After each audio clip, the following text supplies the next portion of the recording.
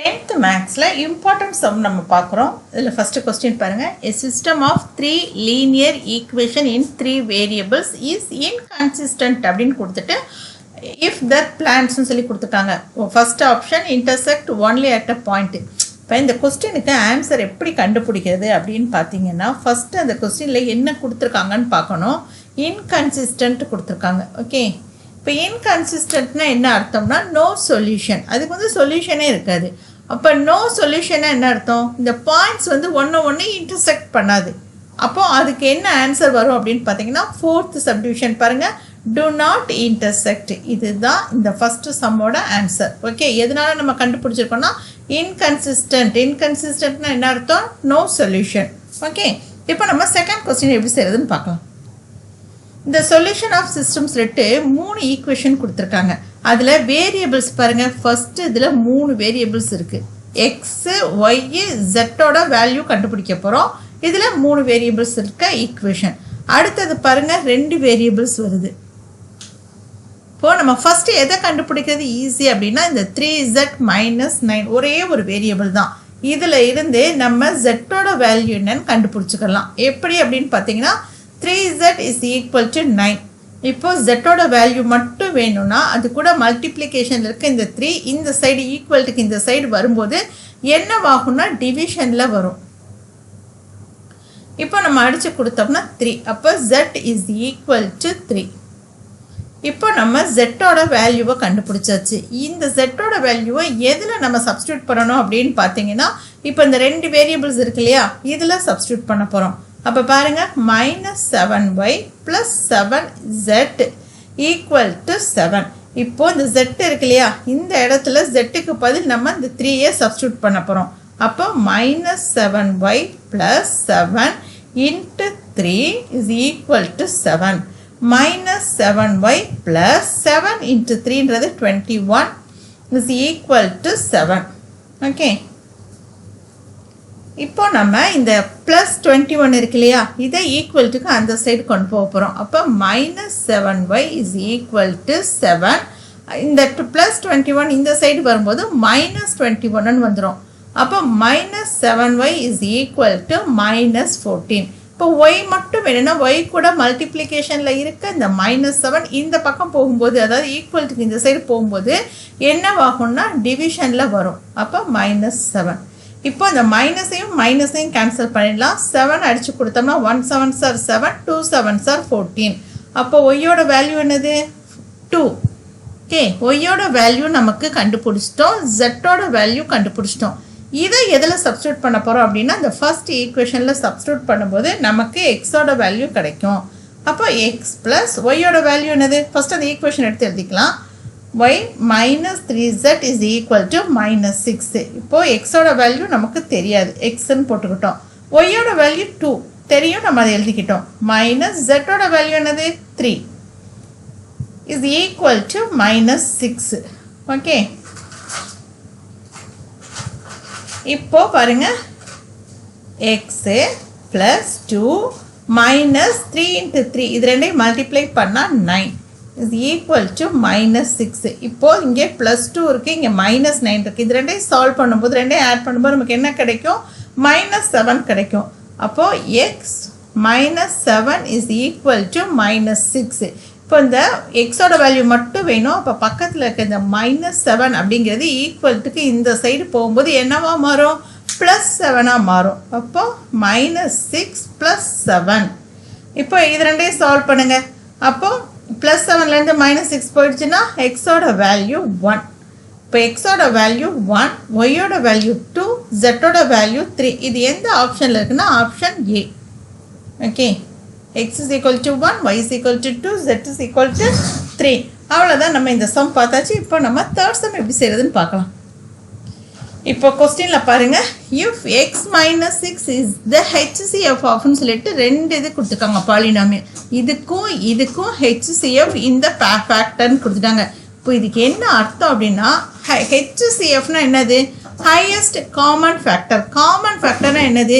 இந்த பாலினாமியலுக்கும் x - 6ன்றது factor, இந்த பாலினாமியலுக்கும் x - 6ன்றது ஃபேக்டர்னு கொடுத்துட்டாங்க.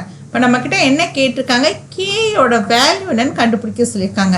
அப்போ ஏதோ எங்கே இருக்குது கே, இந்த ஈக்குவேஷனில் இருக்குது அப்படி தானே.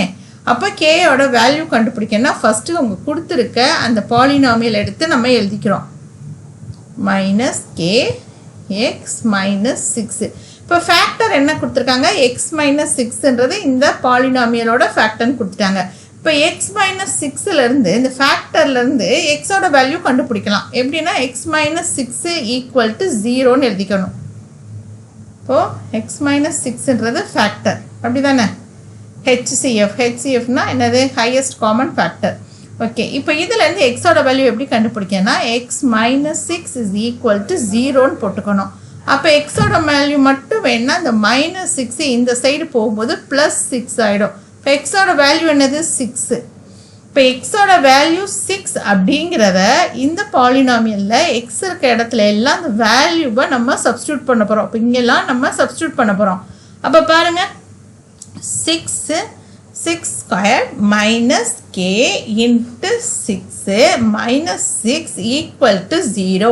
ஏன் நம்ம ஈக்குவல் டு 0 போடுறோம்னா, இப்போ இந்த எக்ஸோட வேல்யூவை இந்த பாலினாமியல், அதாவது இந்த எக்ஸுன்றது இந்த ஃபேக்டர் தானே, அப்போ அதோட எக்ஸோட வேல்யூவை இந்த பாலினாமியலில் நம்ம சப்ஸ்டியூட் பண்ணும்போது ஆட்டோமேட்டிக்காக இந்த பாலினாமியல் என்னவாயிடும், 0 ஆகிடும். அப்படி ஆனால் தான் இந்த எக்ஸ் மைனஸ் 6ன்றது இதோட ஃபேக்டர்னு அர்த்தம். ஓகே, அப்போ அதனால் ஈக்குவல் டு 0 போட்டோம்.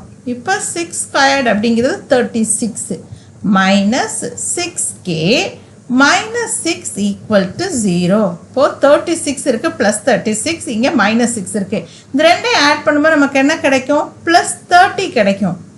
அப்போ 30 minus 6k is equal to 0. இப்போ மைனஸ் 6k மட்டும் வச்சுக்கிறோம், ஏன்னா நமக்கு கேயோட வேல்யூ தான் நம்ம கண்டுபிடிக்க போகிறோம். ஸோ அந்த டேர்மை அப்படியே இந்த சைடு வச்சுக்கிறோம். அப்போ இந்த ப்ளஸ் 30ன்றது ஈக்குவலுக்கு இந்த சைடு போகும்போது மைனஸ் 30 ஆகிடும். ஓகே,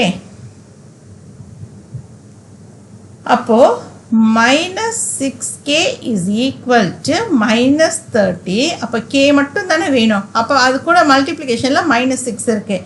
அது இந்த ஈக்குவலுக்கு இந்த சைடு வரும்போது டிவிஷனில் வரும். அப்போ மைனஸ் 6. ஓகே, இப்போ இந்த மைனஸையும் அடித்து கொடுத்துடலாம். 6ஐயும் 30ஐயும் அடித்து கொடுத்தோம்னா 5 6 ஆர் 30. அப்போ கேயோட வேல்யூ என்னன்னு கண்டுபிடிச்சிருக்கோம், 5. இந்த 5 அப்படிங்கிறது எந்த ஆப்ஷனில் இருக்குது அப்படின்னு பார்த்தீங்கன்னா ஆப்ஷன் பி. அவ்வளோதான், நம்ம ஈஸியாக செஞ்சாச்சு. இப்போ நம்ம 4th சம் எப்படி செய்கிறதுன்னு பார்க்கலாம். பாருங்க, இப்போ என்ன கொடுத்துருக்காங்க 4th சம்மில், 3y minus 3 divided by y. Division கொடுத்துருக்காங்கல்ல, டிவிஷன்னே நம்ம எடுத்து எழுதிக்கலாம். அப்போ கொடுத்துருக்க சம்மை அப்படியே எடுத்து எழுதுகிறோம். Minus 7 3y square.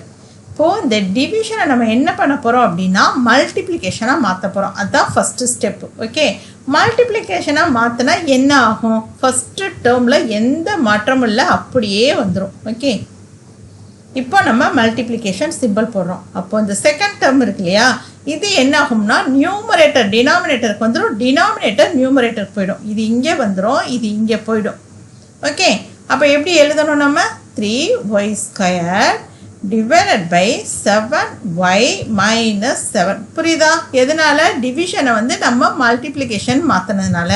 இப்போ நம்ம என்ன பண்ண போகிறோம்னா இது ரெண்டுலேயும் காமனாக என்ன இருக்குதுன்னு பார்க்க போகிறோம். இங்கேயும் 3 இருக்குது, இங்கேயும் 3 இருக்குது. அப்போ 3யை காமனாக வெளியில் எடுத்துடலாமா, எடுத்தால் உள்ளே என்ன இருக்கும், y minus 1 divided by y into 3y squared அப்படியே இருக்குது. கீழே இருக்கிறது பாருங்கள், இங்கேயும் 7 இருக்குது, இங்கேயும் 7 இருக்குது. அப்போ காமனாக 7ஐ வெளியில் எடுத்துடலாம். அப்போ 7ஐ காமனாக வெளியில் எடுத்துட்டோம்னா உள்ள y மைனஸ் 1 இருக்கும். இப்போ அடித்து கொடுக்கலாம், y மைனஸ் 1ஐயும் y மைனஸ் 1ஐயும் அடித்து கொடுத்துடலாம், ஒய்யை அடித்து கொடுத்துடலாம், ஸ்கொயரை எடுத்து கொடுத்துடலாம். ஓகே, இப்போ பேலன்ஸ் என்னெல்லாம் இருக்குது அப்படின்னு பார்த்தீங்கன்னா 3 இன்ட்டு 3y டிவைடட் பை 7. இதை நம்ம எப்படி எழுதலாம் அப்படின்னா இது ரெண்டையும் மல்டிப்ளை பண்ணிடலாம். மல்டிப்ளை பண்ணால் 9y டிவைடட் பை 7. இந்த எந்த ஆப்ஷனில் இருக்குன்னா ஆப்ஷன் ஏ. அவ்வளோதான், நம்ம இந்த சம் முடிச்சிட்டோம். 4th சம் முடிஞ்சிருச்சு. இப்போ 5th சம் எப்படி செய்கிறது அப்படிங்கிறத நம்ம பார்க்கலாம். 5th சம்மில் என்ன கொஸ்டினில் கேட்டிருக்காங்க, y square plus 1 by y squared is not equal டுன்னு கேட்டிருக்காங்க. இது எதுக்கு நாட் ஈக்குவலாக இருக்குது அப்படின்னு கேட்டிருக்காங்க. அப்போ பாருங்கள், ஃபஸ்ட்டு இதை நம்ம எடுத்துக்கிறோம், இதை ஒர்க் அவுட் பண்ணி பார்க்குறோம். ஆப்ஷன் ஏ இதை எடுத்துருக்கோம். இதை எடுக்கும்போது y raised to the power 4 plus 1 divided by y squared. இப்போது இந்த y raised to the power 4 plus 1, அதாவது இந்த நியூமரேட்டருக்கு இந்த டினாமினேட்டர் வந்து காமனாக இருக்குது ரெண்டு டேர்முக்குமே, இதுக்கும் இதுக்கும். அப்போ நம்ம தனித்தனியாக எழுத போகிறோம். y raised to the power 4 divided by y square plus 1 divided by y square. ஏன்னா இந்த டினாமினேட்டர் இந்த மேலே நியூமரேட்டர் ரெண்டுக்குமே காமன். இப்போ இதை அடித்து கொடுத்துடலாம். அடித்து கொடுத்தோம்னா இங்கே 2ன்னு வந்துடும். ஓகே, இப்போ இதில் என்ன ஆன்சர் கிடச்சிருக்கு அப்படின்னு பார்த்தீங்கன்னா y square plus 1 by y square. இப்போ மேலே கொடுத்துருக்க கொஸ்டினே வந்துருச்சா? அப்போ இது ஈக்குவலாக இருக்குது. அப்போ நம்ம இந்த டேர்மை எடுத்துக்கக்கூடாது. ஓகே, இது ரெண்டும் ஈக்குவலாக இருக்குது. கொஸ்டினில் என்ன கேட்டிருக்காங்க? நாட் ஈக்குவல் டுன்னு கேட்டிருக்காங்க. அப்போ நம்ம அடுத்தது பி சப்டிவிஷனை எடுத்துக்க போகிறோம். ஓகே, இப்போ சப்டிவிஷன் பியில் எடுத்து அதை ஒர்க் அவுட் பண்ணி பார்க்க போகிறோம். அப்போ அங்கே என்ன கொடுத்துருக்காங்க? y plus 1 divided by y the whole square. இதுக்கு ஃபார்முலா என்ன அப்படின்னு பார்த்தீங்கன்னா a square plus 2ab plus b square. Okay, இப்போ நம்ம அது மாதிரி தான் எழுத போகிறோம். a அப்படிங்கிறது என்னது? a is equal to y, அப்படி தானே அதிலிருந்து. அப்போ b என்னது? b is equal to 1 divided by y. இந்த ஃபார்முலா அப்படி பார்த்தா அப்போ நம்ம a ஸ்கொயர்ன்றது எப்படி எழுதலாம்? y ஸ்கொயர்டு ப்ளஸ் 2abன்றது y into 1 divided by y ப்ளஸ் b ஸ்கொயர்ன்றது 1 divided by y the whole square. இப்போ இதையும் நம்ம அடித்து கொடுத்துடலாம், ஏன்னா ரெண்டும் மல்டிப்ளிகேஷனில் இருக்குது. அப்போ y ஸ்கொயர் ப்ளஸ் 2 ப்ளஸ் இப்போ உள்ளே இருக்க இந்த ஸ்கொயர் வந்து இது ரெண்டுக்கும் காமன். அப்போ 1 square divided by y square. இப்போ 1 ஸ்கொயர்டுன்றது 1 தான். அப்போ plus 1 divided by y square. இப்போ இந்த இடையில பாருங்கள், இந்த 2 அப்படிங்கிறது எக்ஸ்ட்ராவாக இருக்கா? அப்போ இது not equal to y square plus 1 by y square. Okay, இதுக்கு வந்து நாட் ஈக்குவலாக தானே இருக்குது. அப்போ நமக்கு எந்த ஆன்சர் கரெக்ட் அப்படின்னா ஆப்ஷன் பி தான் கரெக்ட். நாட் ஈக்குவல்னு கேட்டிருக்காங்க. இந்த டேர்மும் அந்த கொஸ்டினில் கேட்டிருக்கதும் நாட் ஈக்குவல். அதனால் அவ்வளோதான் இந்த சம். ஃபஸ்ட்டு 5th சம் நம்ம பார்த்துட்டோம். அடுத்தடுத்த சம்ஸ் எல்லாம் அடுத்தடுத்த வீடியோவில் பார்க்குறோம். இது எல்லாமே 10th ஆனுவல் எக்ஸாமுக்கு வரக்கூடிய இம்பார்ட்டன்ட் சம்ஸ்.